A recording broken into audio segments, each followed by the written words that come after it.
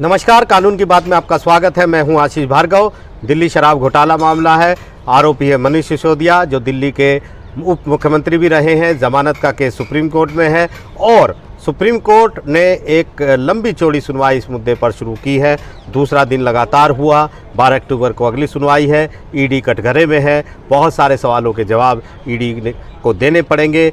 Supreme court में justice Sanjeev Khanna और justice S भट्टी की जो बेंच है, उसने बहुत बड़े बड़े सवाल, कड़े सवाल, हम कहेंगे कि सवालों की बौछार ईडी पर लगाई है। ईडी से पूछा है कि अगर मनी ट्रेल में किसी भी तरीके से मनीष सिसोदिया के पास पैसा नहीं आया, वो पैसे के लेन देन में शामिल नहीं थे, तो मनी लॉन्ड्रिंग के आरोपी वो कैसे बनाए गए हैं। सुप्रीम कोर्ट ने ये भी कहा है कि ईडी अभी तक ये साबित नहीं कर पाई है कि इस केस में मनी ट्रेल की चेन क्या है।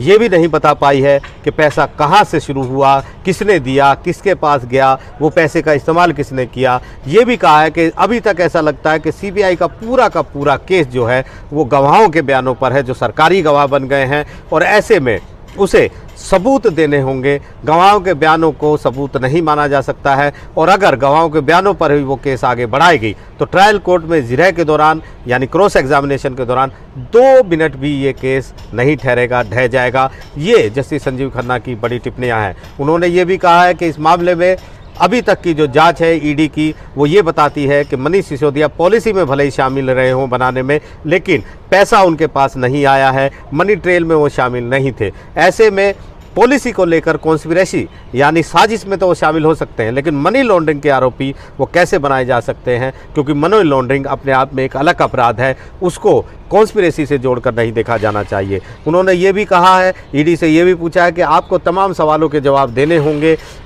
पैसा कहाँ से निकला था, गोवा पर, क्योंकि यहाँ पर ईडी कह रही थी कि गोवा में भी पैसा दिया गया है। सुप्रीम कोर्ट ने यह भी कहा कि ईडी की जो सीबीआई की चार्जशीट है उसमें 100 करोड़ रुपए के लेन देन की बात है, ईडी की शिकायत में ये 33 करोड़ के लेन देन की बात है। तो इसमें फैक्ट क्या है, कितने पैसे का लेन देन हुआ, पैसा किसने दिया, कहाँ गया, कहाँ इस्तेमाल हुआ, ये तमाम सवालों के जवाब ईडी को 12 अक्टूबर को देने होंगे।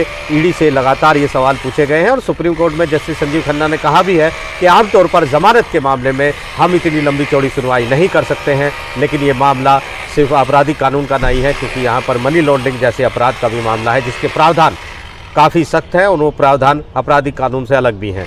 इसके साथ साथ सुप्रीम कोर्ट ने ये भी साफ कर दिया है कि जो सवाल उसने कहा था कि क्या ईडी ने जो राजनीतिक पार्टी यानी आम आदमी पार्टी है उसको इस मामले में क्या आरोपी बनाएगी, उस पर उसकी मंशा किसी को आरोपी बनाने की नहीं थी, बल्कि उन्होंने सिर्फ एक कानूनी सवाल पूछा था कि जब ईडी का केस ये है कि पैसा का फ़ायदा इस केस में वो राजनीतिक पार्टी को हुआ है, तो फिर उस पार्टी की बजाय दूसरों को आरोपी क्यों बनाया जा रहा है। इसलिए उन्होंने ये सवाल पूछा था, ये साफ किया। क्योंकि अभिषेक मनु सिंघवी जो अपीयर हुए थे इस मामले में मनीष सिसोदिया की तरफ से, उन्होंने सुप्रीम कोर्ट में कहा था कि जो सवाल उन्होंने पूछा था उसको मीडिया ने तोड़ मरोड़ कर पेश किया है, और ऐसा पेश करने की कोशिश की है जैसे सुप्रीम कोर्ट ने कहा है कि आम आदमी पार्टी को ही आरोपी बना दीजिए।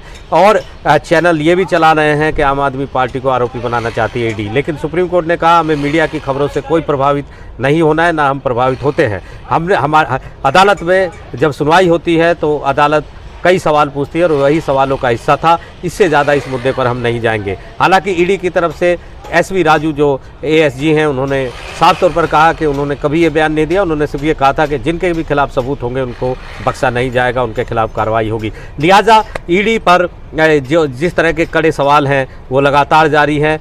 अभी एक जजमेंट भी आया था एमसीएम में, जिसमें सुप्रीम कोर्ट ने ईडी पर बड़े सवाल उठाए थे और कहा था कि उसे प्रतिशोधी नहीं होना चाहिए, उसे निष्पक्ष, पारदर्शी और ईमानदारी से काम करना चाहिए। ये भी कहा कि सिर्फ संबंध का कोई उल्लंघन करता है तो इसका मतलब ये नहीं है कि वो गिरफ्तारी का वाजिब आधार है। ये भी उन्होंने कहा कि ईडी को ये नहीं मानकर चलना चाहिए कि आरोपी जो है अपना अपराध कबूल कर लेगा।